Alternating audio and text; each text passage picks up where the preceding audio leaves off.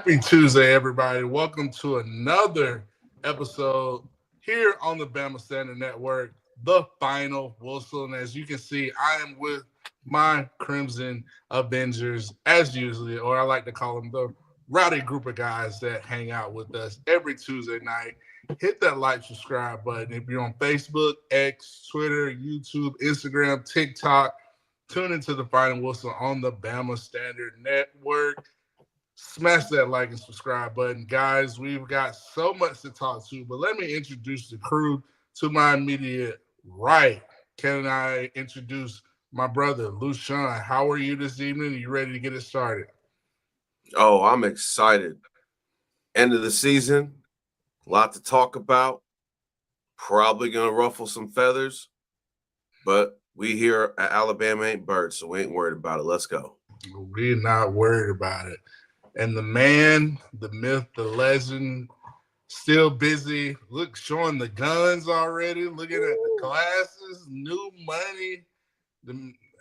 Hide your grandmas, your aunties, the one and only Dan James.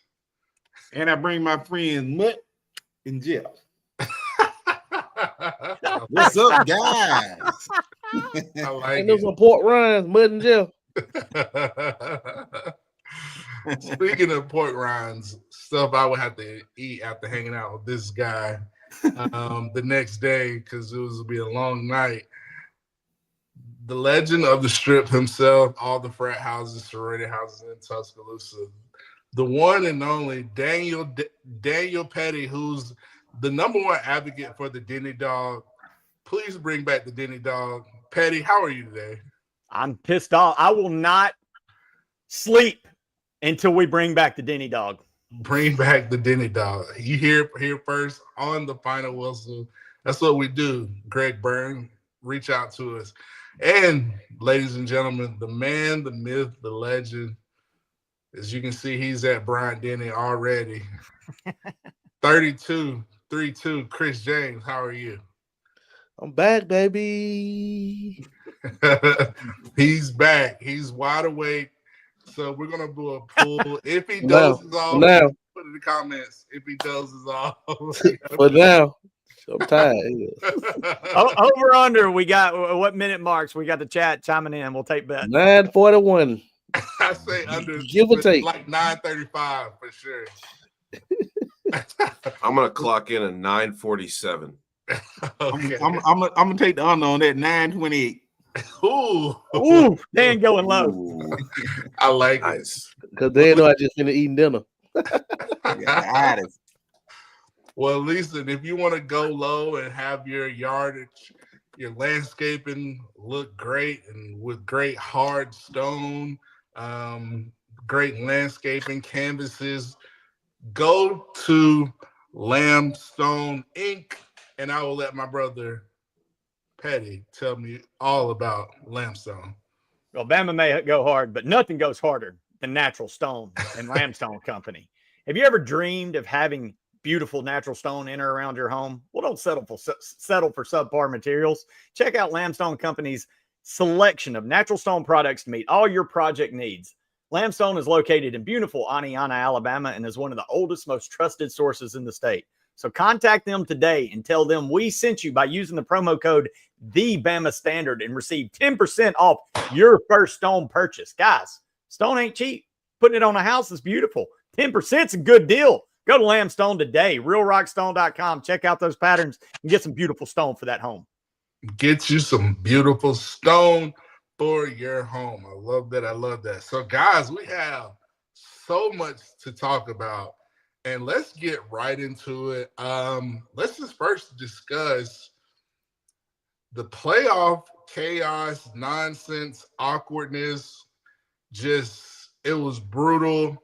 Let's just discuss it. And I just want to say, I want to give my 2 cents. I think it's a win. It was a lose-lose situation for Alabama, unfortunately. But when the college football player, I thought Alabama deserved to be in, just going off resume. But obviously the committee cared about what social media, what all them, hey, everybody deserves a piece of cake and all that good stuff. So SMU gets in. But at the same time, I gotta say this: when they went to the college football show and they showed Coach Saban and he looked pissed, I was like, "Oh, we're not getting in." I could tell he looked so upset. I could tell he was just pissed from the jump. But guys, I'm gonna start around the horn. I'm starting with Lushawn. Just give me your thoughts about the playoff, trying to put 2 and 2 together and make this bracket for the 12-team playoffs. I'll start with you, Lushawn. I think the bigger question of if we deserve to be in, I'm probably going to say, we lost 3 games, so probably not. But on the other hand, there's some teams that got in that I don't think deserve to be in, and I agree completely with what Coach Saban said. If we get away from the value and the strength of schedule, then we're just going to be having 70-point win football games, and no one wants to see that. But I think the playoff is going to be a dog walk. I think some teams are going to get shown like they do every year in the playoffs. And I hope it's a reality check. So, maybe next year they'll be like, well, there's too many SEC teams in it. We'll make it 20 teams. So, I think it's a whole load of shit, but that's just me.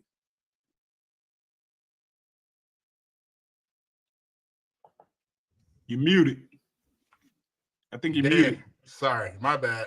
It is what it is. Dan, give me your thoughts on, the rest of the field, just your initial thoughts about, Alabama. Like, to me, the playoff, I feel like Oregon got messed up. Georgia, if they're healthy, I think they can walk to the national championship. Yeah. Just give me your initial thoughts regarding the 12-team playoff and, how you feel about Alabama. Well, let me say this. One thing that was made clear by the committee is strength of schedule doesn't matter. Mm-mm. But as far as Alabama being left out, I can't argue with it. You know what I'm saying? You don't lose to Vanderbilt. You don't lose in the manner that you did to Oklahoma. There were 2 road losses, but still, those 2 teams that you were double-digit favorite, over. So, you have to, Bama is out of the playoffs because of Bama. Yeah. So that's what we have to own up to. We didn't win the games that we should have won when we had the opportunity. Our opportunity was in front of us. Even after the Tennessee loss, we still controlled our destiny. All we had to do was go to Oklahoma and win. We failed to do that. So, I can't argue with the committee on that, but they did send a clear message that, strength of schedule doesn't matter. Do I believe Alabama is one of the best 12 teams in the country? I do, but it's not my opinion that's going to matter. Patty, I'm going to shift gears here regarding the 12-team playoff committee. Me personally, as I mentioned earlier, I think they were swayed by, so much anti-Alabama hate on social media. People just can't stand. You got Auburn fans, you got Vol fans, you got Georgia fans, you got LSU fans just within your conference. And then you got ACC, Big Ten. It's everybody is Alabama versus the world. Do you think the committee was basically swayed by social media and, the compassion that the nation seem to have after the close game versus Clemson? Well, look, first of all, what makes people so insane about all this shit is I think most Bama fans, and we talked about it on the previous show, have accepted why they're not in the playoffs. But 2 things can be true at the same time, and that's what makes you freaking nuts, is the fact that, Bama didn't earn it, but on the flip side, you look at half the playoff bracket and SMU, Boise, all these teams, literally half the teams in the playoff haven't won a top 25 game. They were there in rankings because of winning tournaments and all this stuff, so it makes people nuts. But then you get to this committee that Lane Kiffin has pointed out, Saban's pointed out, it's mainly a Northern committee. We're back to the 1960s in the AP poll when everybody was voting on 8-2 Minnesota over undefeated SEC teams to win the national titles. You've got people that haven't coached or been down here. But I'll take it a different flavor that I heard someone kind of point out earlier on the show today with Siski and McCready. It was made a great point. I think they took the easier road, because if you just take the 2 ACC schools, there's no debate amongst the ACC crap. But if you take Bama, there was 3 SEC teams with the exact same record. Then you've got the holy shit, what SEC team do you take in it? Now, look, I know everybody's going to say Bama's resume is better, but Ole Miss has a stake in that as well. South Carolina's going to bring up the getting hot crap, whatever. I think theirs argument is the absolute weakest. But at the end of the day, you had multiple SEC teams with the exact same record and a lot of the same resume pieces. And if you would have gone with Bama, then you're dealing with that freaking argument. I think they took the easier road, because that's what they've done this whole stupid ass time, is take the easier road. So, hey, let's just put this in again. Yeah, will it piss off the SEC? But guess what? Everybody outside of the SEC will cheer, because Bama got left. Big bad Bama got left out. You know, we took down the Soviet. Everybody hoorah. So in their mind, yeah, it sucks. They're catching strays down in the Southeastern, but the rest of the country's cheering their idiot self. So I think they took the easier road, because they didn't want to deal with it. But no, you've had Kiffin and Saban echo all week that this crap, it don't work, man. You've got, yeah, Oklahoma scoring 3 points. That's an inexcusable loss. But then you look and see SMU, whose best win is Louisville. I mean, it's the crazy. What makes somebody crazy is when two things are true at the same time. No, Bama lost games, didn't deserve to be in. On the flip side, half those teams don't. Did you really want to play a whole college football season to see half a bracket that has Boise with a bye, SMU, Arizona State? Nobody's going to watch that shit. It's becoming, it's a participation. And if that's what you wanted, if you wanted elements from all over the country, so maybe some eyes would watch, well, you got what you wanted. But if you wanted the top 12 teams, you screwed it up. We literally have done the NCAA basketball tournament for 50 years and nobody's ever bitched, because you take the top 12 teams. There were years when the SEC West champion wouldn't even get in the NCAA tournament. And people didn't bitch, say, well, they won their little bracket, so they deserve a spot. Well, no, they weren't good enough. You would have 3 ACC teams as 1 seeds. Why? Because the ACC was the best damn conference. And everybody didn't say, well, we won our conference, we deserve a 1 seed too. No, but hell, screw the fact that we've got something that's telling us the right way to do it. Let's do it this way and make Boise State get a bye. And that's where people have a problem. Does Bama deserve to be in? Hell no. Does Ole Miss deserve to be in? Hell no. Does South Carolina? Hell no. But does Boise need to be in this thing? That's where people are like, well, then it's just insane. It's broken. Somebody needs to fix it. And I think they did this idea when there was a Power 5 and all that changed. And then they just, it's the whole thing in life now, man. We do everything. It's like the NIL and the portal. Let's just do it. Let's not have a plan. Hey, 12-team playoff. We've been needing to do this, but let's not have a plan to do it. And this is what you end up with. So this is the shit sandwich they created, and they get to eat it. But no, Bama doesn't deserve to be in, and it's a screwed up system. Two things are true at once. Sorry, I'm done ranting. I love it. Chris, what can the committee, if you were, say, the commissioner of college football, how would you fix the 12-team playoff and prevent this nonsense that they have? Well, first, I'll bring the computer back just to get a layout. Just to get the layout on, what the computer sees. And then, we can kind of go off of that. But first off, they need to stop listening to crying behind Gus Jr., Rick Lashley. And Dabo. And oh my God, man, I literally hate the ACC, man. Like Florida State's about the only thing that I can stomach out the ACC in Syracuse, but rest of it, it can wash off the East Coast. But the fact that I knew that when SMU made that comeback and they choked it away and kicked it and couldn't cover a freaking kickoff and let Clemson get down the field and one play and kick the game-winning field goal, I said Bama's in trouble. Because it's stupid, man. Like neutral field, who will be favored, Bama or SMU? Come on, man. Bama will be favored by what, 7.5, 10 points? 8.5, 9, according to Vegas. Yeah, somewhere in that. I knew it was gonna fall somewhere. The same amount we were over Oklahoma and Vanderbilt. Yeah, we were higher. We were like 50 favorites. But we weren't playing in Dallas though. You get what I'm saying? So it wasn't like it was a true road game. We were going to outnumber them. You know what I'm saying? We were gonna have more fans than you know, but that's neither here nor there. The point being that it's just we shot ourselves in the foot back Oklahoma week. It was horrible, and when that loss happened, I kind of took it out of my mind. My hope, any hope that I had of getting in the playoffs, I was like, whatever happens, happens. We get in good, we don't, we shot ourselves in the foot. So I'm not gonna cry over spilled milk because I mean we did it to ourselves.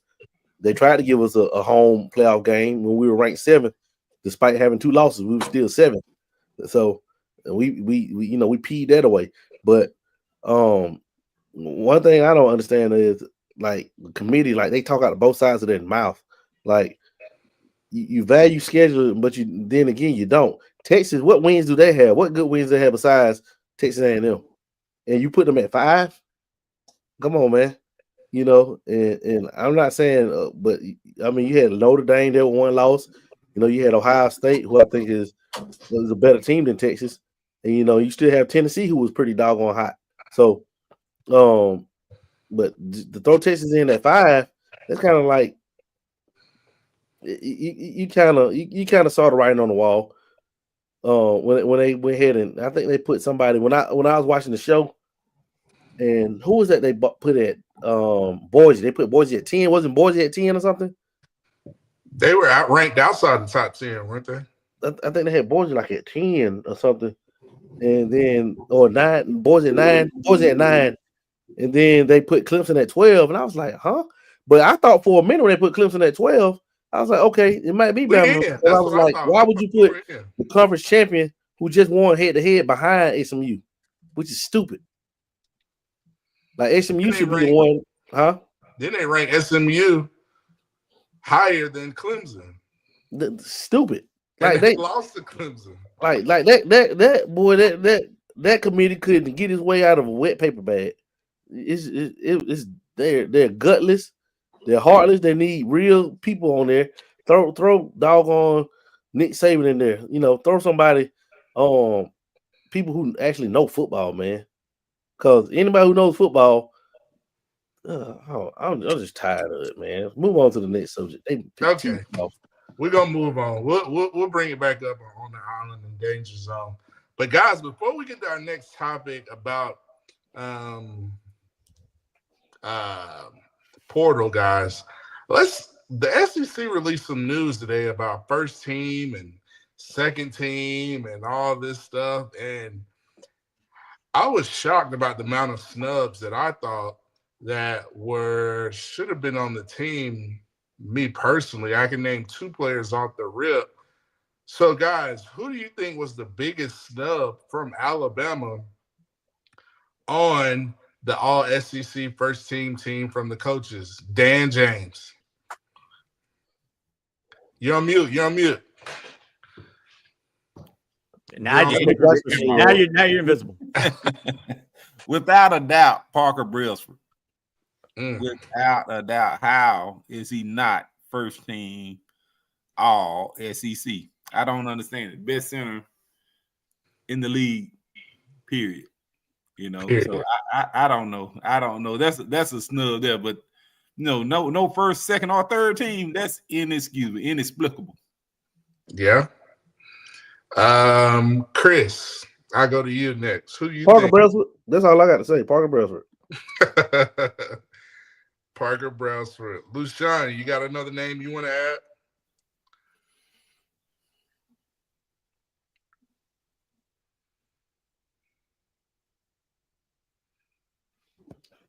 Luke might be froze. Yes, he is. I got a name. I thought Damani Jackson should have been on at least one of the teams. I mean, this guy was really, really, really good in that cornerback position. I don't know many other cornerbacks who played better than him. Let's see who they have. They put Malachi Moore first team defense. So, I mean, but Trey Amos obviously made it. South Carolina DB, he's legit. And Barron from Texas. But I thought Trey may have played himself into a first round grade. Yeah, I think Damani. Who? at least got second, at least second team in my opinion. Right. But yeah, you talking. Petty's bringing up Trey Amos from Ole Miss, the Bama transfer. Lushan, SEC snubs. Your thoughts? I mean, other than the ones you guys already said, I mean, I thought the Damani Jackson one would be a no-brainer, but other than that, I don't really think. I think it's very, very accurate as far as the guys that actually were represented, other than Parker Brailsford and Damani. For real, I think it was very deserving. Those guys were the ones that performed at the highest level to me. What about James Burnett, the punter? Most definitely. Chris, you got your finger up. What are you about to say? What about Miro? Boo, this man. Boo. I'm just joking. Hey. He still at least got third team because Ewer's not that great. Who's the quarterback? Yeah, but no, look. How many rushing touchdowns he had? 20-some rushing touchdowns? I mean, come on. Come on. How many passing touchdowns has he had the last 2 months? Shoot, From a quarterback. He's a great running back. Maybe he should have been first team running back. He probably paid more gas than he had yards. He at least got I'm kidding, people. I'm kidding. Hey, check this out. Hey, but let me say something though, guys. Before we jump down Bama's neck, we gotta understand, guys. We got hit that transfer portal hard, man. You think about it, this team would have had Trey Amos, Caleb Downs, all the guys that left, Roydell Williams, guys like Malik Banks, just simple, guys that went elsewhere, guys that just left the program. Earl Little Jr., guys that would have been playing this year. Amos is the one I don't get. Different team, man.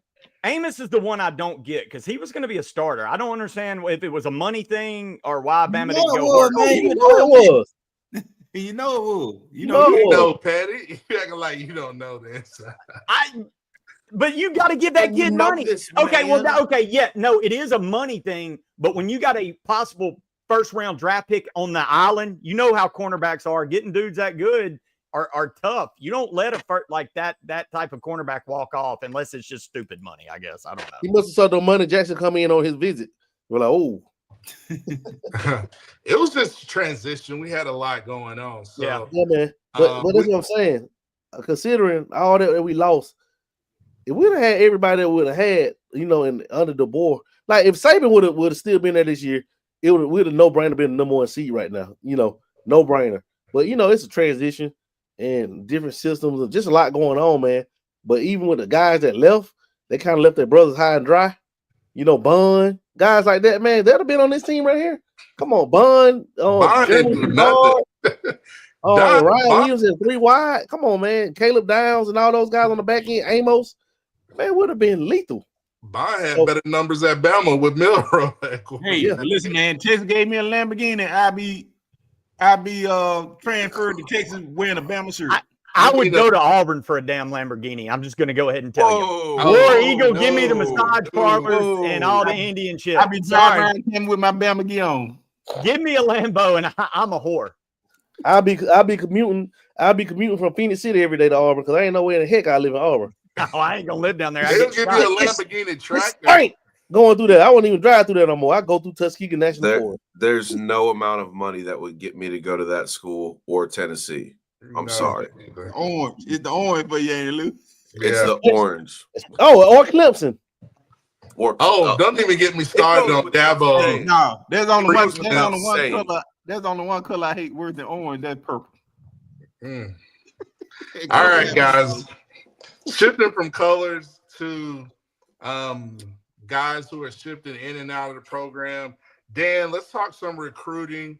Kind of deep dive in the portal.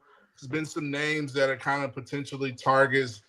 Start with position groups and just throw out some names. I know we got some visitors coming in. The floor is yours, sir. Okay. Well, it's 3 names right now as of the running of this show. It's 3 names that us as Bama fans I would like to make y'all aware of if you're not already. One is wide receiver Kevin Concepcion, the former freshman all National Freshman of the Year from NC State out of Charlotte, North Carolina.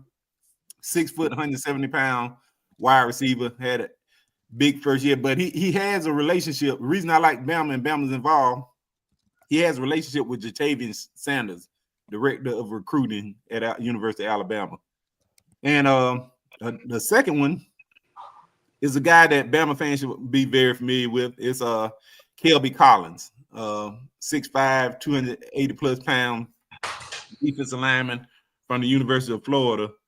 He chose Florida ahead of Bama. He was in the same class as Peter Woods, or the class that we lost 2 big time in-state D linemen, and he went to Florida, got different positions, coach changed positions and everything, and now he's in the portal.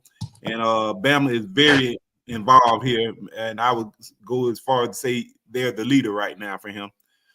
Another one name that popped up 2 days ago is Luke Haas, another name that Bama fans should be familiar with. He recruited heavily by the prior staff, and Bama finished second in this recruitment. He ultimately chose Arkansas, 6'2.5" pound tight end, 2.6. Robbie Oops replacement. Yeah, and he had a tremendous freshman year at Arkansas. And those are 3 names that they're actually all coming in on a visit next week. So they should arrive this week rather. They should arrive Thursday. And we're gonna get them on campus and we're gonna go from there. But I expect some things to happen fast with Kelby Collins. And with Concepcion, that is a bad boy. Y'all hear me? And he's definitely an upgrade from Prentice and Law. No hate, but I'm just being real. He was on freshman of the year 2 years ago, and he just had battle injuries and stuff this year. But that guy at NC State was a dog. Y'all hear me? And I want to get in on that Singleton kid for Georgia Tech too. The receiver. Woo, boy. He's nice too. Yes. Dan, any other potential names before I give it to LaShawn? He's got some potential targets that he thinks Alabama should go after. That I don't know. Bama's gonna do their due diligence. Those 3 right now are the ones. So Bama being selective early, because they're gonna be other windows after spring. So Bama not gonna just go all out in this when it's gonna be another portal after spring, and Bama's gonna be probably more active in that one. So you don't want to go all out and fill the roster with this initial portal window. So but these 3 are Bama's in on them, and they have as good a chance as anybody with those 3. All right, we can get another tackle that's not coming out of high school. Somebody that's we can use a tackle. Yeah, like with us losing Nyquil Bertrand, they said he hit the port. I was like, oh man, I forgot he was on the roster. There's a monster out there. I was like, who? The Nyquil must put him to sleep. Dan, speaking of tackles, do you thinking Haywood is a Michigan lean or?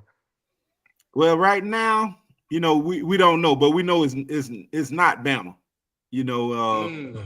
NIL is the number 1 priority here. You know how that goes. Bama is not going to be the highest bidder when it comes to NIL, and so I would not be surprised if it wasn't Michigan as well. Somebody else is going to come in. You might be a Texas, might be a Oklahoma, it might be a USC. It's going to be somebody going to pay a pretty penny. I'm in Colorado. Yeah, watch. It's going to be I look, and Ohio State ain't done slinging money around the waist. Yeah, they love them some SEC boys. What about Hugh Petty? What's Hugh slinging down the plains? Lubricant from the massage parlor. It ain't. He's just hoping to get some general. He's just hoping to get a little general booty in that place. Hey.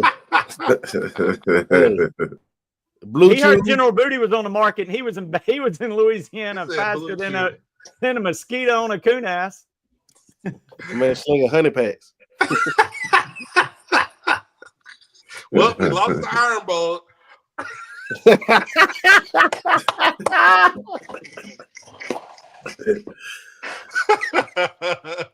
LaShawn, give us some names that you're kind of watching the portal. Give us some names that you're kind of excited about that you think we should kind of target in the portal?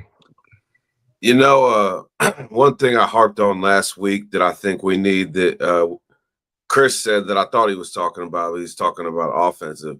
I think we need some space eaters on the defensive line. We need some dudes that just are just nasty up front, like just some mean. And there's some guys that have entered in that dude from Georgia that just hit the portal earlier today. Like, yeah, like Kane Womack's defense would work if we had space eaters, and I think that's something that they're going to address. I'm hoping more so in the second part of the transfer portal opening, because I think more guys are going to jump in after what happens in the playoffs and whatnot. But I think there definitely needs to be a highlight on that defensive line, because we can't keep getting run down our throats, because that's what teams like to do to us this year, which resulted in the 3 losses. So, what about edge rushers? LaShawn, anybody?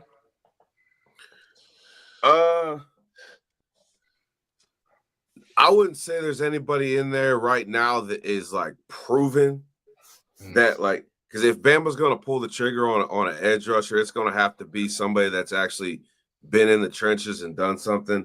And I think we might see that player after the playoffs. I thought he was going to hop in, but he ain't hopped in yet. So I'm still going to wait on that. The kid from Nebraska. Yeah, Prince Will. That's Princely Umama Alien's brother from Ole Miss. Yeah, which means he's probably going to Ole Miss, Petty. Well, I don't know. You don't know that. It's all about money. I tell you the one I want Bama. Which means he's going to Ole Miss. Probably, but there's a name that's going to hop in that if I'm Bama, that I would be looking to open the pocketbook too. And the rumors are Perkins down at LSU is going to hop in. Woo! Bring him. I'll take that. Yeah, we'll take that purple and gold and put him in crimson in a heartbeat. Petty, is D hopping in the portal? Won't be the high bidder there either. D is deep in the portal. He got shafted last go around, but he's hardened up throughout the season, and he's gonna make the right choice. Still trying to thrust in that gap. Hey, your boy's in the portal, man. He had some gap identity problems. His eyes were off. He wasn't finding the holes, but we got him. He wasn't feeling right. Hey, how about Eric Gilbert? I'm out on that. That's as far as I can take it. And a John Hall. Eric Gilbert's back in the portal from Nebraska. Oh man, he's like 28 now. Barry Alexander been in the portal for 8 years now. But y'all see who got in the portal? TJ Finley's in the portal. There's a quarterback, guys. He's waiting. No, dog. Did y'all see? I did see a former Bama recruit. Well, Deuce Robinson, the five-star tight end, did get in the portal from USC. So definitely go after him. He's looking for a bag. But as the piggyback on what you said, Lou, edge rushers, any good edge rushers, they're not gonna come from the group of 5, Power 5. They're gonna come from D2, D3. That's where the guys in the portal, as far as the edges, because it's such a premium position, and guys that are highly productive, they're gonna be looking to make a bigger name. So edge rushers, you're gonna have to get them from the smaller schools. KJ Jefferson. Yeah. We back in the portal. Well, listen, guys. let's shift gears and let's go to an interesting topic before we go on an island and danger zone. Controversy. So let's go to a little controversial topic. We got Nate Oates doing an amazing job in basketball, and we have Kalen DeBoer doing first year at Alabama football program. We know the storied tradition of Alabama football, 18 national championships, 20-some, almost 30-some SECs. We are the sixth. I ain't gonna finish it, Chris. But anyway, which program is in better shape? But I'm gonna go first. me personally, I think it's kind of skewed because Kalen DeBoer is still in this first year, you know, but obviously Nate Oates, he's been there for what, 4 or 5 years. He's got it rocking and rolling now, but you know, I just say give DeBoer a little bit of time when he's able to get his personnel, his guys in, him and Courtney Morgan, and they make it happen. So, listen, I'll start with our leader, the one and only Nick. Is that Nick Sheridan? Oh, that's Justin Riley. Justin Riley. That was Nick Sheridan. We'd already cussed his ass out. Get off my You get screen. the ball more. Run the damn ball. I get paid a lot less. It probably could make better calls though. Yeah, literally. Shots fired. True. Matt, to your point, as far as what program is in better shape right now, I just say that Alabama basketball actually is, and this does not necessarily just focus particularly on Kalen DeBoer. This goes back to Saban's last years. There's been a certain toxicity in this program. Players have not been buying in like they were pre-NIL era. It seems like it's shifted from we to me focus, whereas Nate Oates has everybody fully, completely, unequivocally buying in. There is no toxicity. There is no drama. They're just balling, and they're getting better and better and better. They're bringing more people in, and they want to compete for a title. They're not trying to get a bag, although they are being compensated well. But you don't have any kind of problem with players taking games or plays off as opposed to football right now. I'm a football guy. I'm not going to sit here and try to make it look like it's something it's not. And this is similar to back in the early 2000s. Chris, we talked about it earlier today. When Alabama was on probation, basketball had to carry sports. It was big time then. Mo Williams, Erwin Dudley, Rod Grizzard, Kennedy Winston. They were doing things when Alabama as a football program were at an all-time low due to probation and all types of other colorful things. The 20 minutes of Mike Price were quite masterful. But anyway, I think that Nate Oates has something that's really healthy going on right now.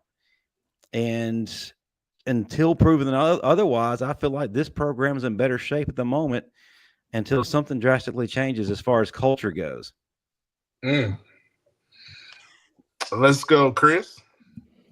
Yeah, I agree with Justin, man. Right now, basketball is pretty much like the blueprint of how you want top-notch players to coexist. Like with basketball, it's somebody different every night. You know, like when Mark Sears went, then he didn't score, but you didn't see him over there pouting and all that. I think he was sick, but still, we scored 95 points that game, Illinois, and still pulled out the W because they had their brothers back. For example, if it's like the football team, it goes how Milrose goes.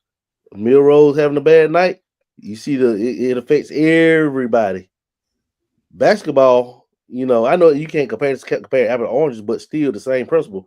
When your leader's down, somebody has to be there to pick them up. And I just feel like football doesn't have enough alpha dogs, doesn't have enough leaders like basketball. You think about it, basketball, you got Sears, you had Wright Sale, you got Grant Nelson, you got even Reed, the freshman.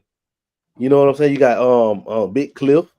You got a whole bunch of alpha dogs that take everything by the reins. So I mean, it speaks for itself. Everything speaks for itself. So that's it.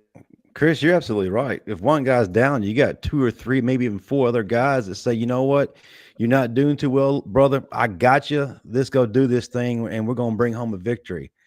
Again, like you said, to your point, if Milrose's off, the entire offense collapses, and instead of coming together on the sideline, you have your offense over here, and you have Jalen Milroe over here by himself, pouting and listening to Adele.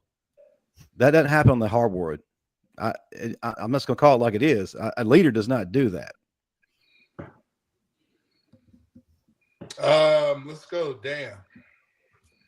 Oh man, Tyler, I would have to say, you know, that Alabama basketball right now is in better position right now. You know, you think about the high quality guys that we're bringing in. You know, anytime you look at the roster, anytime where you can redshirt a Houston Millette, you know, that says a lot about your roster. Nas Cunningham. Down to 13, you know, and you know, Latrell Wright said your best shooter on the team goes down, and you just, you know, hey, we just put in another star, another proven score. You know, that says a lot about your roster. Nate Oates has built this culture at University of Alabama in such a short time, and he set the expectation bar so high. You know, we're at a level that we've never seen as far as Alabama basketball. You know, so year in and year out, he turns over a roster, you know, and gets us back into the tournament. You know, right now I say, and it hurts me to say it, you know, that Alabama basketball is probably in better shape right now. But football is what pays the bills, guys. Yes. But let me add on to that. And you see, what do the basketball team do every year, every summer? Not only do they go overseas and play a game or somewhere, they do a bonding trip somewhere. But you see our guys on the football field, they may go to their individual trainer. I mean, nothing wrong with it, but you don't hear about football team going on a bonding trip. Another basketball team, like they're together 24/7. Like in the short time, guys that just enrolled, like you should have saw the FaceTime when they beat North Carolina. What's the first thing they did? They got up the phone. Mark Shields got the phone and they FaceTime Latrell Wright who had just had surgery that day, who's on his Achilles, just out for the year. And everybody was in there. Trelly, what's up, brother? What's up? You know, and the camaraderie, man. Like they love each other, man. They play for each other. But I'm telling you, man, like they had those guys right here, man.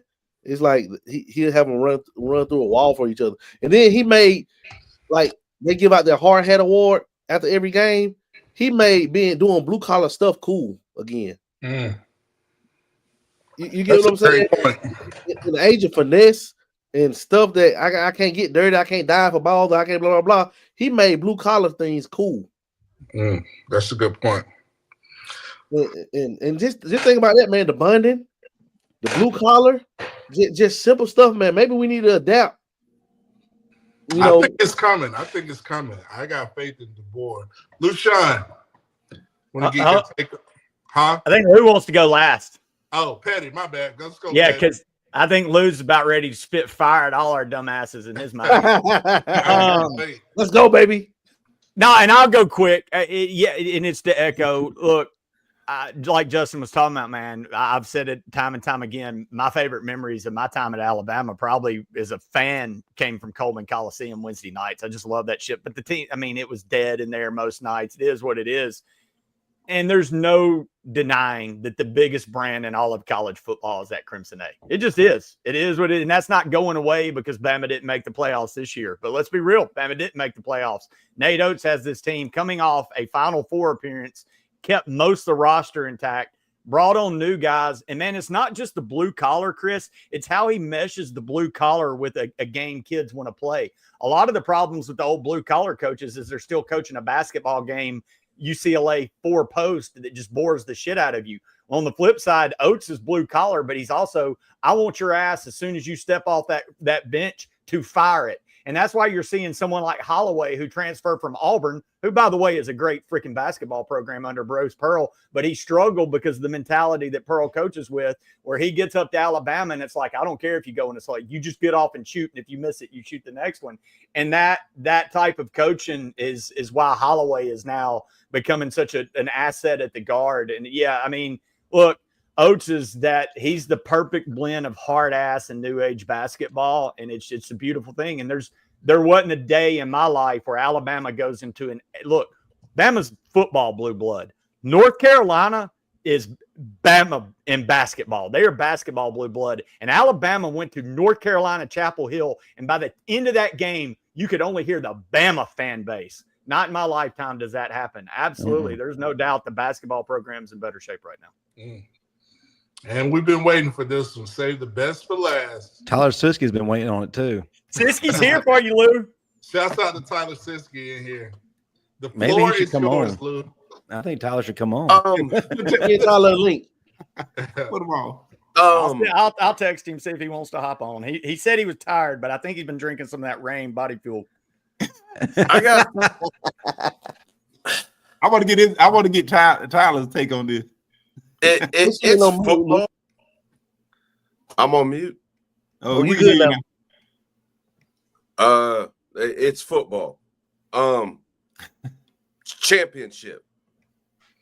Talk to me when you have a championship. This is a league of championships. I don't give a damn how many hard hats he gives out. Win a championship. Then come talk about you're in better shape than the football program. When you search Alabama in your search bar, what pops up? It ain't basketball. It's football. When you're on your little TikTok phones, what's the first meme that comes up? It ain't about Alabama basketball. It's about Alabama football. The fact that Alabama football is the subject of everything means unequivocally that football is in better shape because it's going to be talked about. Alabama basketball has not been deadly enough numerous times to be effective in actual reality of the sporting world. In basketball, everyone's talking about Auburn in college basketball. No one outside of Alabama is talking about Alabama basketball. So, yeah, do they have a good program? I'm not saying they do. They don't. But they're not in a better state than the absolute mecca of college sports. You're going to put that in an argument. The team, the program that is considered the GOAT of college sports is in a worse situation than their basketball team that wasn't even on the map 6 years ago? Come on, guys. Like, that's not even a fair argument. Hey. The GOAT is left, and they still are the topic of it. The entire country had to band against Alabama football to keep us out of the playoffs. And you're going to say the basketball program is in better shape? I think Alabama is in the best possible shape because everybody is talking about us. I love it. So, no, the basketball team is not in a better – I mean, yeah, sure. Are they winning games in a softer, even softer basketball era? Yeah. So, numbers. But I'm just saying. Are we talking profit, notoriety, or program as they stand in the sport in which they play currently? Yeah, because check this out, Who's man. better in the sport they play in currently? Look, you gotta understand, and it's harder to win the national championship of basketball. Hey, and you could talk. We could really have this conversation when the season's done, because the season, it's a long basketball season. A lot of things could happen. Because at the beginning of the Alabama season, Alabama was one of the best teams in the country. So you can't have this full, complete conversation until the basketball season's done. Hey, but check this out though. You gotta understand in basketball, you say championship, like reaching the Final Four is like winning the championship because you have 300 and something Division I. Like you have FCS in football and FBS. In basketball, it's all Division I, and you have 300 and some schools vying, trying to get to that Final Four. That's just like winning the championship. And to have two number one seeds, one overall seed. How many SEC championships he's had? Just to do what he's done in the last since Herb Jones and put the success he's put the guys in the NBA. It's like people are starting to open. I was like, oh, these Bama guys coming in the NBA. They doing this thing now. It's like, it's not more than football. Let's do it like football. Let's take number 2 recruiting class in football. Yeah, but Lou, let's take Nate Oates' time at Alabama. Mm-hmm. The football team success and Nate Oates' basketball program success from the time that Nate Oates is being on campus. And does he have a national title? Does he have a national title? Does Bama have a national title since Nate Oates been there? Nope. You've been there 5 years, yeah? No. We didn't win 2020? He wasn't there in 2020. Was he? Just got there. He just got there. You remember they canceled because they canceled the tournament. You remember because of COVID. Yeah, that's right. They canceled everything that year. Then that argument's nil. Then they want a title with him here, regardless of what happened. So first year. Hey, Kalen DeBoer's first year. What are you doing? Make the argument for me. I don't think you have to win a national championship to show that you're in an upward trajectory. And Nate Oates' team is in an upward trajectory. Every year, it's getting better and better and better to now they are championship contenders. They are top 10. They are feared amongst the rest of their peers in college basketball. They are becoming a blue blood. And and it doesn't take away from what Alabama football has established and will always establish. I mean, in the 80s, we weren't the dominant force we were under Bear Bryant, but we still had the name. We're not saying the name is disappearing. We're just saying that Nate Oates has the basketball program in an upward trajectory to reach heights it never has before in program history. Hey, let me tell you something else. You can say that. It used to be a time when you wouldn't hear Dick Vitale mention Alabama basketball at all. You still don't. Like now, Jay Billis, like guys like Jay Billis, and they wouldn't talk about Alabama basketball. Like, think about it. Big ACC challenge 10 years ago, man, we would have been playing Pitt, or we would have been playing. Who would have been playing? We wouldn't been in it. We would have been one of the teams that were left off. Yeah, we've been one of the teams that were left out of it. Yeah. Like now, we're playing North Carolina. We're playing the blue bloods of every conference, man. You know what I'm saying? Whenever we do these conferences, don't we have the Big 12 conference thing? Like whenever we play, they put us like one of the top 2 or 3, teams. Like if we do it, I wish we played Kansas this year, but it's gonna be to a point that we're like tournaments like the Vegas tournament we just played in this year. We wouldn't have got invited to that 6-7 years ago.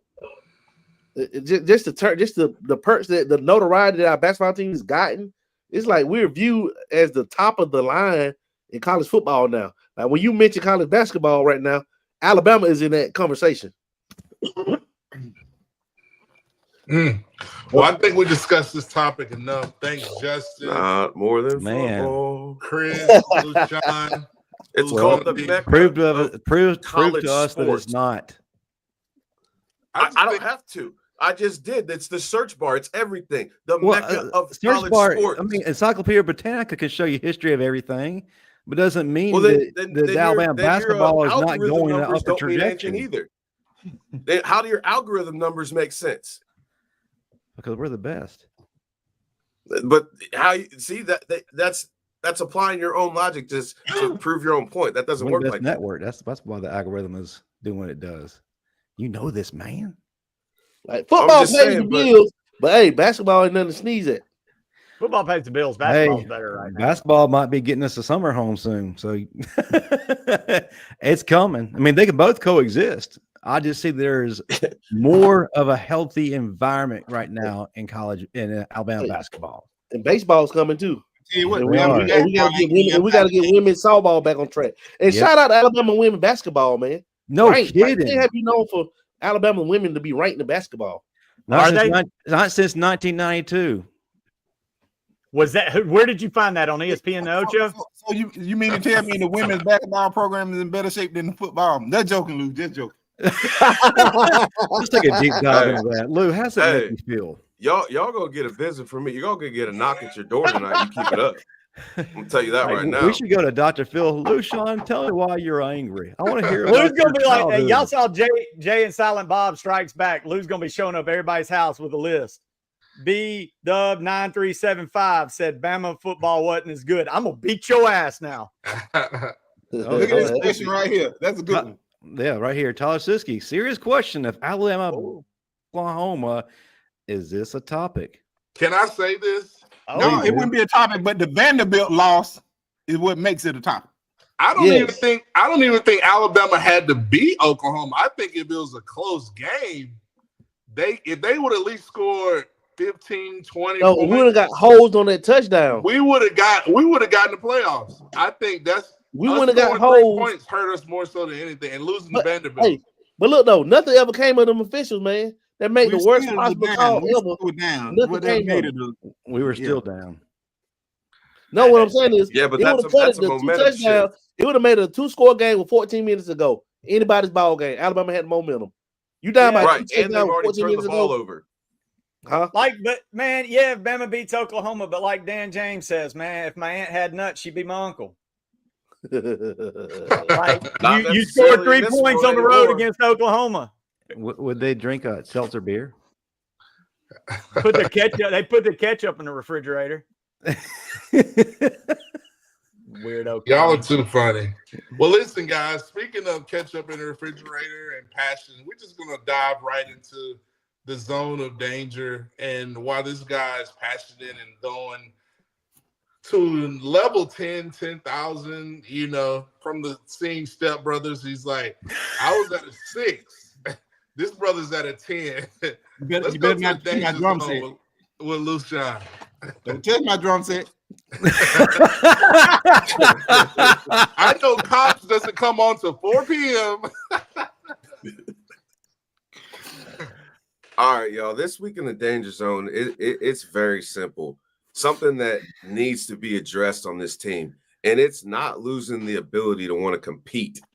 Like, I know in the age of NIL, you want to leave and get money because everybody else is getting bread, and you feel that's what you need to do. But you're also at the same time, you're shortening up your development. You're not ready to go in these situations. And I think part of the thing that made Alabama great for so long and what made us so deadly is the fact that we kept our competition high. We didn't have people walking on the sidelines. We didn't have people after they dropped the pass just not think about it. We didn't have our defense forgiving each other for missing tackles. We have people in each other's ass about making mistakes. We had our team holding each other accountable for what they did wrong. We need to get back to that. We need to get back to that level of energy of I am prideful about being a football player, and if somebody else ain't doing their job, we're going to wring their freaking necks until they freaking do it right, or we're going to go find someone that can. We need to bring back that attitude about what it means to be aggressive for 4 quarters, not just aggressive when you get the ball in your hands, because there's just too much of this lazy mentality of, well, it's not my time to go. I'm not going to go hard. They need to just exercise all that negative ass cancer energy out of the locker room. Because until they do, we're going to keep having these seasons. We're going to keep having these players turn out not fully developed. You're going to get people that are mad. You're going to keep getting fans up in a tizzy about what our offense can and cannot do. You fix all of that with how you practice, how you go about your business in practice, and how you prepare for games. Because that's another thing I think that is lacking highly in Alabama. How they prepare for games, I don't care what their coaches say. It doesn't show up in the games. Don't lose the ability to compete. And I think competition was lacking very, very greatly in Alabama football, and it needs to change. I love it. Good stuff, brother. Good stuff. Great stuff. Now we will have the benediction. The doors of the church are blue and open. The doors of the church are open. Let's go from let's get this comment real quick. Ty Siska said it all started with those damn ice cream trucks. Oh man, that's hilarious. Bama went soft when it went soft serve. Oh man. So let's go from you say big worm. Or either when they didn't get the Nutrigenics from Auburn. Oh, Nugenics. Nugenics. That was, I don't need it. I'm not sure what the name is. You say Nutrigenics? Did you just like combine He a cereal bar with a with Can you not have, why not have both? You get your nutrition and eat there. Let me ask y'all something. Fruit Loops. Chris, is it a Bama problem, or is it just a generational culture problem? Like, as far as being soft, you get what I'm saying? Like, is it just generational culture? I think it's both. No, man. It's both, but Saban Bama's not the only school with this problem, though. Hard times make hard men. Hard men make easier times. Easier times make soft men. We're in that stage. We're in the soft men. Is that a Nugenics commercial? Sound like it. That's a Nutrigenics special. Sign me up after. I'll be. I'm open for sponsors. I am prostitutional like that. You see Frank? Hey, go to Auburn. You see Frank Thomas with a 30-inch bat, then takes your Neutrogena down the back 36. And it's metal. It's a metal bat. Well, speaking of bats, let's go to On an Island with my guy Chris James. Cuban music. Sorry. Cue music, Let's dude. go On an Island with my guy.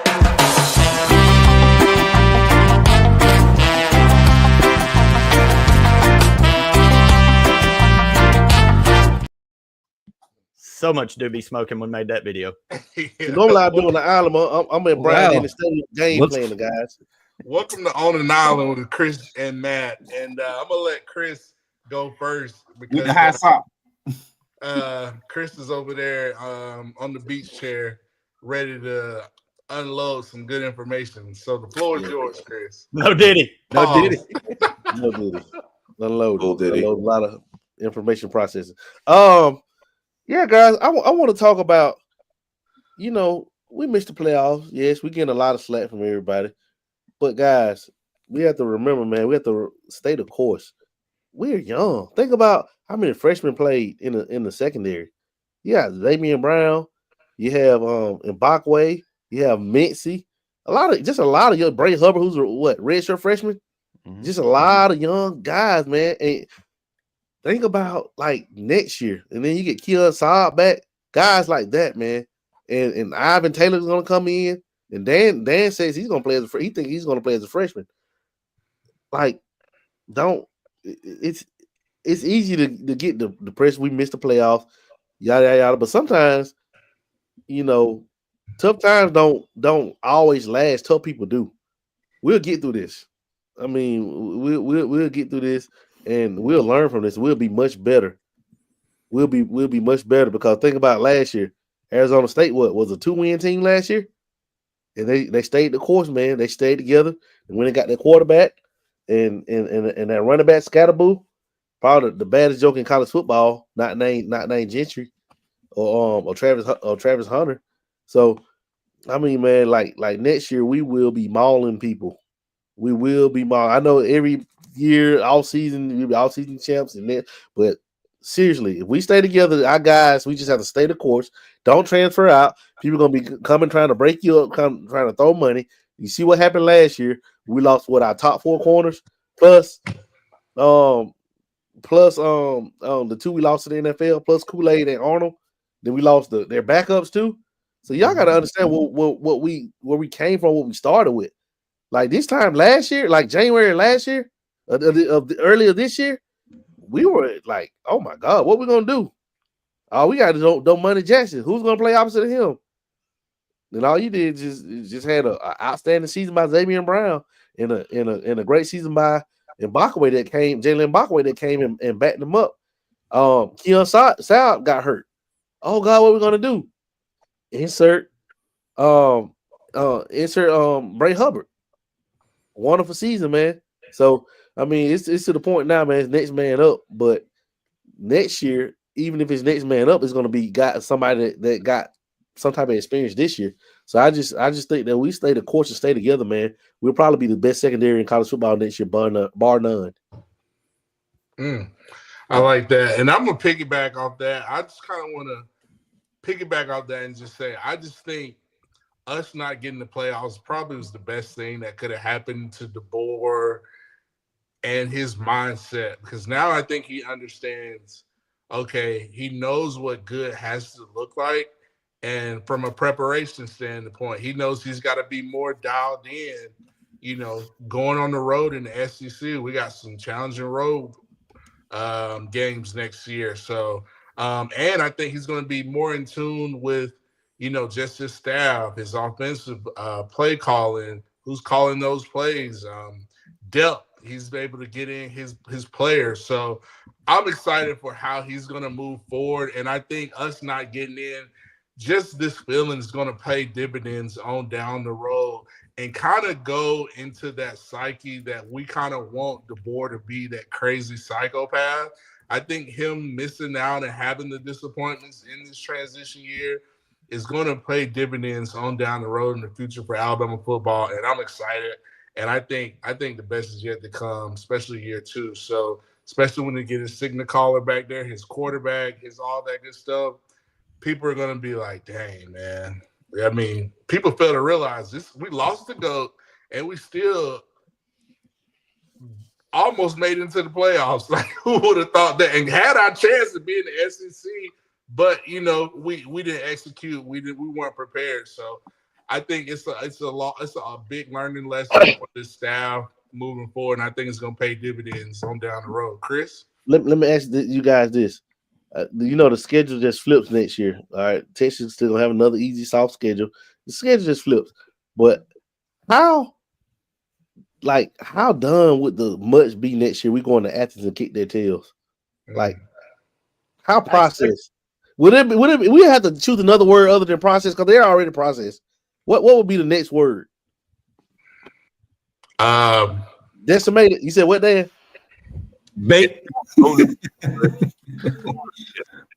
Just make sure they're driving bumper cars. That's all I gotta say. You know how they like to get down to Athens. Maybe we should put a governor on all their cars. That might be smart. Yeah, man, like they used to do on my work truck when I used to drive for Universal UPS. Put a governor on there, man. Can't get me so fast. Man, Right. you said that, and everybody in Georgia just shit their pants.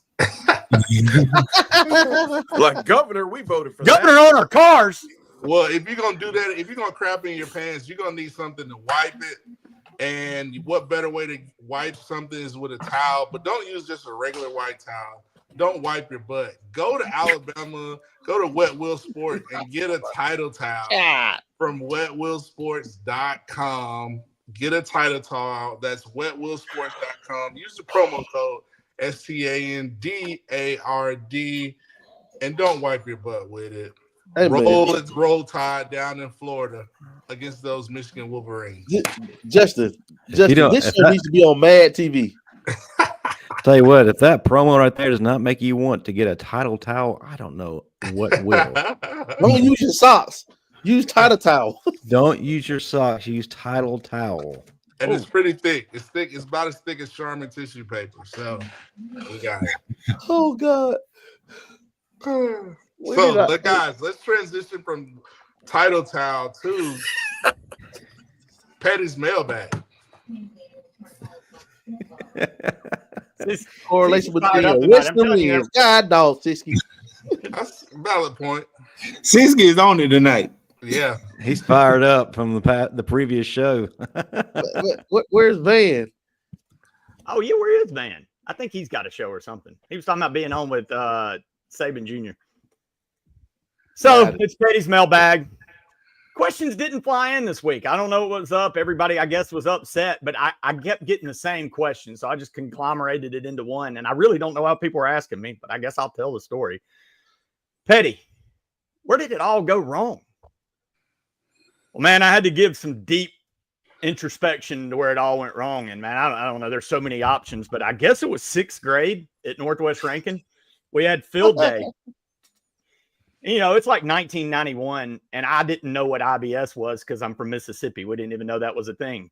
And, man, I hit field day, and that stomach started doing the turn. And about that time, you're like, man, at that age, you don't go to the bathroom because you get made fun of. But there was that moment where everybody was, like, out on the playground, and I was like, this is my time.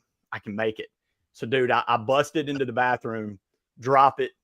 Nobody's in there. Take care of business. I'm like, man, we're good. Everything's safe. And then I pull up my pants and realized I was so excited I didn't push things down, and I pissed all over the back of my pants. And I have to go out to field day with the back of my pants soaking ass wet and try not to get embarrassed. So I just sit in the grass until it dried out. But the problem was you still smelled like piss all day, and I kind of had to hide from – wait. What? Was this where it all went wrong for me personally or Alabama? Shit, I think I answered the wrong question. Okay, that's where it went wrong for me. Where it went wrong for Alabama, 2020, the year of our Lord, some dumbass decided that the Denny dog was no longer a thing. And they were just going to serve a plain ass hot dog that you can get in Oxford, that you can get down at the massage parlors in Lee County. No, we want hot dogs with Denny shit on it. And you took it away. And Bama hasn't won a national title since the Denny dog got taken away. I'm telling you, it's not a fucking ass coincidence. It's fact of the matter. Bring the Denny dog back and titles will come back to Titletown. I'm sorry I misinterpreted the question, man. That story, don't tell anybody else that. That was really embarrassing. Oh, my God. That's hilarious. That's so funny. Well, Yeah, might we have all got went wrong. personal answering that question, but we got some questions that need to be answered from our chat. Amazing fans out there. I think Chris got him started. Petty, he says, Chapman family says, what about the O-line? Are there many first-round picks on the O-line leaving? We have one. Tyler Booker. If he comes back, I'm gonna roll tackle him and tell him he shows up in Tuscaloosa again before the draft, we're gonna have a problem. Because he's the baddest guard in the draft. He needs to leave and go cash out. Cash out. Great question from Chapman family. Latoya Billingsley, Dan, do you know if McVay is do you know why McVay is transferring? Well, in short, I think it was a numbers thing. You know, he got passed up in the rotation. You know, Alabama added. You know, I would say he's not a tackle type in the Bulls system, and as on the interior guard, you know, just number game, he was already behind Booker and Roberts, but then we brought in Geno Vandermark, and we had other guys to develop, you know, Olave Allen, you know, Rock Montgomery. So, you know, he kind of fell a victim of the numbers game. So that's probably the main reason, other than you know, scheme fit. Like it. Great question there from Miss Billingsley. BT Trust said, do you think we're going to lose any RBs? If so, who you all think it would be? I want to hear all y'all answers. Me personally, I don't know if there will be one. If there, I heard Miller might go to the league. So if anything, that might happen. But I've heard some smoke from Haynes. I don't know how true it is, but it is what it is. I think Justice Haynes is a name that we all need to be concerned about, quite honestly. Really? Just from the fact that he did not receive the carries that were due him. The ball was pulled from him. He's an elite back and didn't get the opportunity to shine. My question is, what kind of sales job is Kalen DeBoer and Nick Sheridan going to provide to Justice that convinces him to give this offense another chance? How much faith is there left? How much has been lost? What's the ratio there? I think on a positive side, you can honestly say the offense does take on a new personality next year. Things dramatically change. You will be able to see a Kalen DeBoer offense as it was meant to be. But has enough damage been done to where Justice says, you know, thanks, but no thanks? I would love to see him come back. I'd love to see him flourish under what a DeBoer offense is supposed to look like. Question is, will he? I don't think he goes anywhere because of the coach. Yeah, Coach G. Coach Gillespie is a known for putting running backs in the league, and I think the relationship he has with Justice and the fact that we're going to have a new offense, and I don't think Justice is that type of kid. Like, I don't think he's that type that is like, oh, well, I'm not getting the ball. Plus, like, he knows the progression of what it means to be an Alabama running back. That is a position where legitimately you're going to be in a line of waiting because we have had a succession of great running backs. I mean, can you guys really honestly tell me there was a first-year running back that came in the last 6-7 years that was that dude his freshman year? Because there were so many good ones in front of him. I mean, Jan Miller broke the lineup last year, and he was when he was a freshman, but he was still like third or fourth in the rotation. So I think he stays. I don't think we lose a running back. I think if Miller leaves early, I think we'll be fine. But if not, Richard Young, the one you might want to look out for.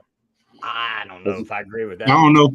Um, I would say the only running back we probably at risk of losing is Jalen Milroe. Oh, I'm sorry, man. I just want to put that. He'll be here all night. Wait, what wait, a great- Petty. I think that Tyler Siskey has solved the mystery to your incident at Northwest Rankin.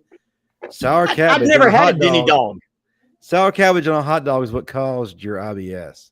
No, it caused it to inflame one night against Georgia, and I had to run out of the upper deck and all the way down Bryant Drive, all the way to Queen City, and then sprint to Moundville at 150,000 miles an hour. But no, it did enhance it at one point. But Siskey says he's telling you the truth. Taco Wait, about running backs being a dime a dozen? Tell Ole Miss that. That running back probably cost, I don't know. Next I'm gonna input go question. Interesting. Well, next one comes from Tyler Siskey. How are they going to stop the run with that 1-9-1 defense? Ooh. Good question. Good question. Siskey does a good job, by the way. That got brought up on the last show, and I don't know if anybody knows, he's really close with Kane Womack, by the way. Him and Kane Womack coach together. They're buddies. They know each other very well. They talk. He's really, he's listened to all the Womack bashing with a big grin because he knows. It's funny. 1-9-1. But the thing about it, guys, when it comes down to it, even though we scored enough, we held Oklahoma to enough points to win that game. We held it's not like nobody just. You're not. Well, I mean, You gotta have the right personnel. the problem, the finger don't need to be pointed towards the defense side of the ball. It needs to be on the other side of the ball, because the defense pretty much, if you can't move a team, of course you're gonna run it down because your defense tired of being on the field for your offense. Not right. You also can't carry 33 times for 2 yards. right. Damn. You also Bring can't it. run Damn. side to side 50 yards Ball 6 don't times and lie, expect to score a does it, Dan? touchdown. Well, and Justin, you said, how do you convince these kids to say? Tell them the quarterback that's coming back won't pull it on every zone read next year. Shoot. Hey, he might not even be the starter, because this is a kid coming out of Dallas. Y'all know about him. He's gonna push for The it. president. Day one. Well, Dot him.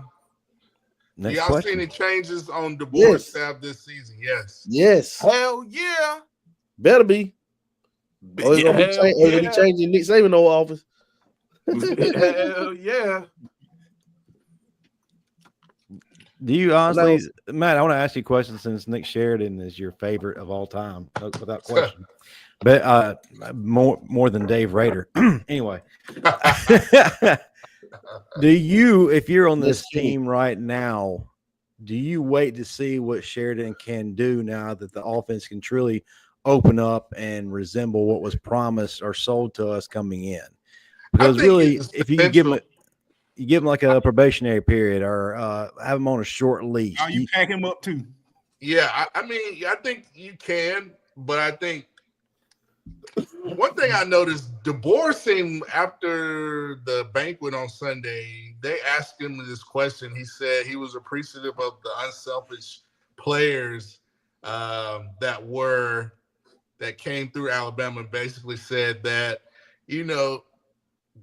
they had to do what they had to do to win the game, and basically saying they had to kind of run an offense that I thought I'd interpret it as very limited, whether it's OC play calling or, limited from the QB. But I just think he knows what he wants his offense to look at. And to your point, Justin, listen, if they want to stay around, then yeah, but at the end of the day, I think DeBoer knows how he wants his offense called, and he needs somebody at the quarterback position to do that. The way you can open up so much and get the ball to the running backs and the receivers. But I think we were just very, very limited. I mean, we had 2 receivers get majority of the targets, So, I mean, I don't know, who do you blame that on, So it's like, I know what Petty wants to say, but I do think there will be changes. I think there'll be some reshuffling. I think it will have some things squared away because I think, like I said earlier, I think this is a great learning lesson for Kalen DeBoer moving forward. Okay. Here's a great question. Who's going to replace Lawson next year? Let me add something to that. Does Lawson come back? Please no. I think he will. Hell no. Please no. Go. Go. Get I think your Lawson will be ass. back. He No. can't get ready for the combine, and because I mean he has improved every year. He's not till I like him, but he. What do you mean? Lawson, How look, long dog, we gonna give him? y'all must have forgot them linebackers we had named Toe No Toes. That one time. Yeah. We need Like, you gotta have a thumper in this Kane Womack defense. And Dog, he's not- you got run over it's by gonna a be running it's back gonna that be wasn't 200 Oklahoma pounds. Bro, whatever next year. But he needs we don't need to break in 2 fresh linebackers next year. We need somebody that can be that I got a hot take on that. Let got a hot Siski take answer on that. this in the chat. Ask it, Siski. What's it take? You know, Kane. What's it take to make the Kane Womack work? Is it the line that they got to get better? Hey, I got a hot take on who's going to replace Lawson and Campbell next year. Telling you what, they're going. I'm going to tell you, they're going to do the exact same thing with Quay Russo that they did with Jahad Campbell. They both came as outside linebackers, and I guarantee you, Quay Russo going to take that fucking Jahad Campbell position at inside linebacker. He's got the mobility, he's got the speed, and he thumps. Which in Kane Womack's defense, you need somebody that's going to thump. That is not Deontay Lawson. So it's flat out. You in his defense, you need space eaters, you need thumpers in the middle, and you need aggressive, hard-hitting defensive backs. We already got the defensive back class on lock, for sure. We take care of the front. Our Kane Womack's defense will blossom with space eaters and a thumper in the middle.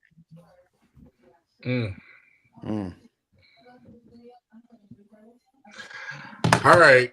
Well, belt the butt. Yep. Last time we went to Athens, 2015, baby. Pour it up. All I remember is every time Bama plays Georgia, they just beat that ass. There's a blackout. Did they wear black that day? Was that a blackout? That was the funeral. Or was that the rain game when they had Chubb? No, and it Oh was yeah, that's rain right. game. The rain game 2015. I forgot. Eddie Jackson got that pick. When Eddie Jackson got that interception, ran it back. Yeah. And We were then up he there. had a long We touchdown were up run. there in Athens, right? Yeah, we were up there in Athens then. Yeah. Yeah. Oh, y'all, this next question is, I don't know who to give this to, but will y'all miss Milroe? Oh, Lord. Hey, I miss his running, his legs. Yes. without a doubt, because people wouldn't have anything else to talk about on message board. Hey, let me tell you this now. Let me say this. Now, as far as Jalen Milroe go, you know what I'm saying? Love the guy, awesome ambassador for the University of Alabama. Hell, I'll let you date my daughter. You know what I'm saying? But it's time to move on. Okay, here's Absolutely not. Here's a very interesting question. I'm sorry, Justin. Go into what you had. I didn't know you were about to throw something up. This is actually the last question. Brian Russell, would y'all rather have Justice or Young? Oh, Eglin Deer. That wasn't the choice, sir. Man, Young. Look, I don't think there's a right choice here. I think Justice Haynes is good damn. I think Haynes is good damn running back, but I think Young looks like the running back Siski on here used to recruit in Bo Scarborough and those big motherfuckers did it in the fourth quarter that he just went on a rant about. No, I give me that big running back that's gonna bruise their ass. But we don't always have to make everything either or. You know what I'm saying? Yeah, exactly. Yeah. But why not both? Yeah, why not both? Simple. Well, that was the last question, guys. Very well done. I got one more question. Dan's got a question. Dan's got a fan question. Yeah, when we get our checks.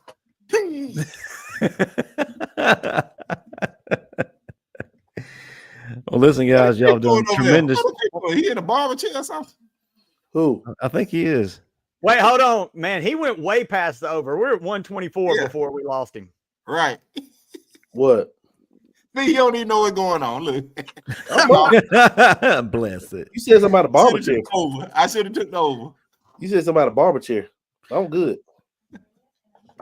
Well, we've reached that time where we have to start breaking things down before Chris breaks down and goes to sleep member bed just below him. We're going to pass it around the room and tell everyone how they can find us when we're not doing our thing on this show. Let's start out with the man, the myth, the legend, Lushawn Graves, who's everybody's favorite. And then we'll go to Chris James, and then the superstar of the show who brings all the 60-year-olds to the yard. And then Petty will close it out. Lushawn, how they found you, sir? You can find me on Facebook and Instagram, Lushawn Graves. Always sharing Bama stuff, always making controversial posts in the SEC group chat. You can find me on X at RoLu241. And as always, you can find me on Tuesday nights chopping it up with the Avengers about what Alabama's got coming next and why football's the best program in the galaxy. Stat. Roll Tide. Tyler Siskey would like for you to drop his link to his MySpace page. So, Petty, you can take care of that. We'll make sure that fans can find him. Chris James. I just want to make sure I don't get it confused with the OnlyFans one. So let me make sure I got the right one. Man, y'all are crazy. You can find me on Facebook at Chris K. James Sr., on X at Coach Chris James, on Instagram at final_whistle_Chris. And you can find me here every Tuesday night, man, with these guys cutting the food, giving it to you raw, real, unfiltered, just like you like it. You at least buy people dinner first? No. Waffle House afterwards. Hey, man, ain't nothing wrong with the Waffle House. Hey, all-star special. Another cover tongue chop. Tyler Siskey wants to remind everyone, if you act now, his feet pics are on sale. Oh, Lord. Man, I've been trying to get my wife to sell her feet pics for the last month. Like, put them up there, baby. Dan James, you got a lot going on. You're a man about town. How do folks find you? Well, you can find me on at the Final Whistle Dan, on Instagram, Dan James 4th, on Tuesday nights, right here with this awesome cast of Crimson Avengers. You know, the Final Whistle, 9 p.m. Eastern every Tuesday night. Wednesdays on this very network here, you catch me, the Crimson Dynasty, 7:30 p.m. Eastern, 6:30 p.m. Central. You know, with my co-hosts, CC Payne and JB. And, you know, we may have a few more endeavors, you know, just push my, I got some ideas, you know what I'm saying? I got a cooking show with a crock pot and a heating iron, you know what I'm saying? We're working on the details out on that. But y'all hit that like and subscribe button. Thank y'all for tuning in tonight, you know what I'm saying? And every night, shout out to Tyler Siskey, you know, in the chat. We're glad to have you, brother. We got to get you back on for a show. And, you know, with that said, you know, we're going to, you know, hit y'all with the Roll Tide. Roll Tide. Well, Petty is up next. How they find you? Y'all can Roll Tide. Y'all can cut me out. These people are tired of me for tonight. Damn. No, Petty, no. How can they find you, Petty? Man, you can find me at on wanted posters in Lee County. You can find them on a billboard for a million AD. The number you can find me on a bulletin board at the Jalen Milroe Fan Club Central. But more importantly, you can find me here at the Bama Standard Monday nights on the opening kick with my man Smoke Dixon, always firing people up and keeping it real. And then on Tuesday nights, I'm here with this cast who doesn't ever pull any damn punches. My Crimson Avengers, as Dan said, on the Final Whistle at 9 Central. And then on Thursday nights, I'm there talking about that basketball program we discussed, going hard in the paint with my man JT Herb. We're going at 7:30 talking Alabama basketball as this season gets rolling. And man, like I said, I'm here on Tuesday nights. There on Mondays. I'm all over the place wherever they need me. And I'm live on Craigslist, according to Siskey. Hey, Petty, you going to the bowl game in Tampa, the Bama bowl game?